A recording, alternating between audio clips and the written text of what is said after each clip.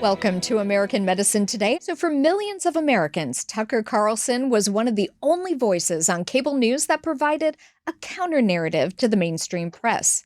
When he was abruptly fired by Fox News, the outpouring of anger from his fans truly showed just how popular the man is.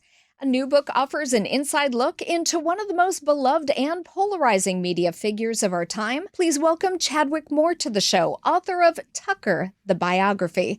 Thank you for joining us, Chadwick.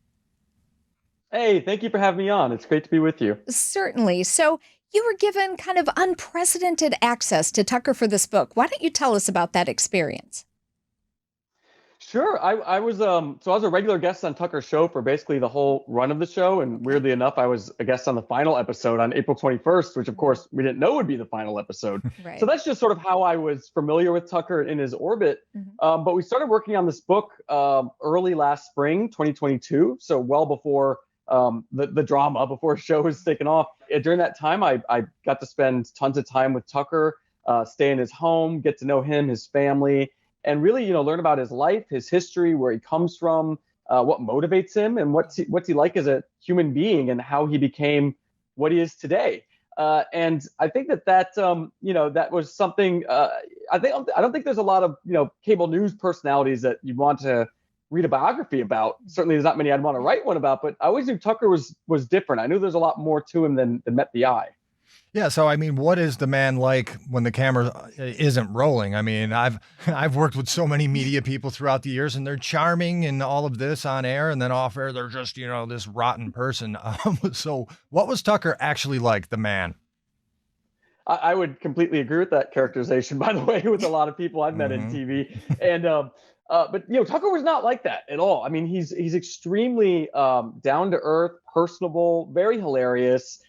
Extremely welcoming, warm, sensitive. He's very, very literary. And I think probably the biggest takeaway is, he's not someone who just cares about politics per se. He's someone that can really talk about anything, and he's interested in anything. And he cares much more about the bigger issues, such as, morality, family, spirituality. And he sees those things as politics is downhill from those things. But when you get to talking to him, it's not just like, Trump versus DeSantis. It's more about these bigger questions. Right. And I think that really informs his appeal and his thinking about political issues and about, bigger questions about life and why we're here and what does it mean to be a person.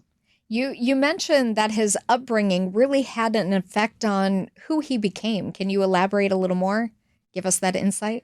Oh, sure. His father, Dick, who I got to know, is a really great guy. He was also a journalist.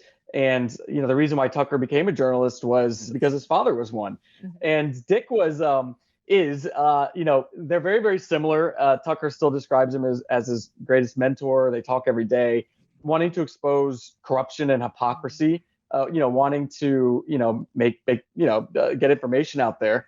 One thing about Tucker's childhood that a lot of people don't realize is his mother, her name was Lisa. She abandoned her family when Tucker was 6 years old. So it was really just Dick and Tucker and his brother Buckley for their whole lives in childhood. And Dick had a very unique style of parenting. He just kind of let the kids do whatever. And I have some funny stories in the book about that growing up. Tucker driving a car when he's 13 and his dad not really caring, things like that. Been there. And I think that. Well, let me back up real quick because you already mentioned that you were there on his final show, which he didn't know was his final show. As someone who has been around other shows that are just unceremoniously let go, were you there when the word was given, or that happened after the fact? But my real question is, what was his reaction? Because if you don't see it coming, it's a total blindside. Or did he sort of have an inkling that it might be in the works? So he didn't see it coming at all, and nobody did. And that day happened to be the 6-year anniversary to the day of Tucker's show moving into the 8 p.m. time slot. So when Fox News President Suzanne Scott called him at about 11 o'clock that morning, he thought she was calling to congratulate him on this anniversary. Instead, she was saying, "We're taking your show off the air. Thank you very much. Goodbye." They still haven't given him an explanation or a reason why, much like they haven't told anyone publicly.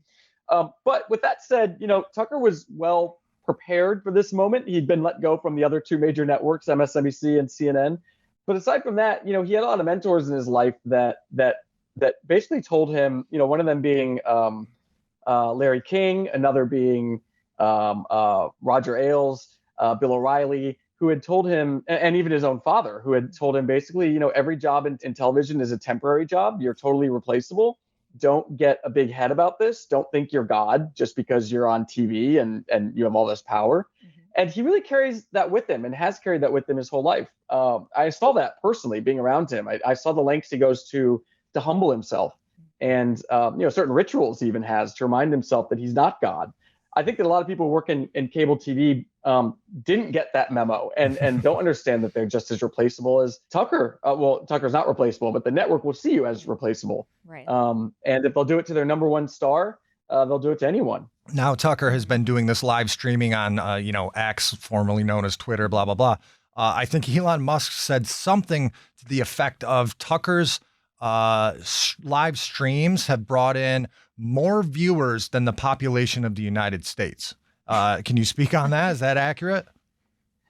Yeah, well, according to the numbers, and that's just per video, his interview with Javier Milei, the guy who's running for president of Argentina, got, at last I checked, 420 million views, which is more than the population of the United States. He's had some other ones that have gone higher than 330 million. Fox hasn't really recovered their viewers from Tucker. They bounced back slightly when they reshuffled their primetime lineup, but there's certainly millions of people who were there for Tucker, or at least were holding on to the network because they allowed Tucker to speak, who haven't come back. When you make a sloppy decision like they did to let him go when he was speaking the truth, I guess dwindling ratings is what they deserve.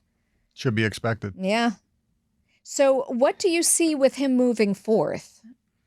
Is he just going to continue on X? Is he going to formulate his own station? What do you think's in the works? So he's still under contract with Fox, and he has said to them, keep your money and just let me be free. And they won't do that. So they're still paying him a salary, his usual salary every week, to not have a show, thinking they have the ability to keep him silent. Mm-hmm. From what I understand, the reason why he's on X is that Fox had failed to include Twitter X in their non-compete, which is why he's able to be there. That's great. But I know that this has been reported before that they're raising money for their own media company. Mm-hmm. The last time Tucker was fired from a cable news channel was CNN, and during that time he started the Daily Caller with his college roommate and best friend, Neil Patel. Yeah. So now I believe Neil and him are raising money for another venture, but it's up in the air about how they're gonna be able to launch that while he's still under contract. His contract expires 1 month after the next presidential election, conveniently, December 2024. Yeah. But when they're able to get that off the ground, Tucker's executive producer tells me that people can expect to see a lot more Tucker than they ever did on Fox. So that will be, good news for his audience. Well, great news for X too. I'm sure they'll rake in the millions as far as viewership goes. Well, thank you so much, Chadwick Moore, for being on the program. Thanks, Chadwick. Of course. Thank you so much. And we want to read the biography. It sounds fascinating. Absolutely. Pick up Tucker. Thanks, Chadwick. Awesome. Thank you. Take great care. Make sure you stay tuned. We'll have more after the break.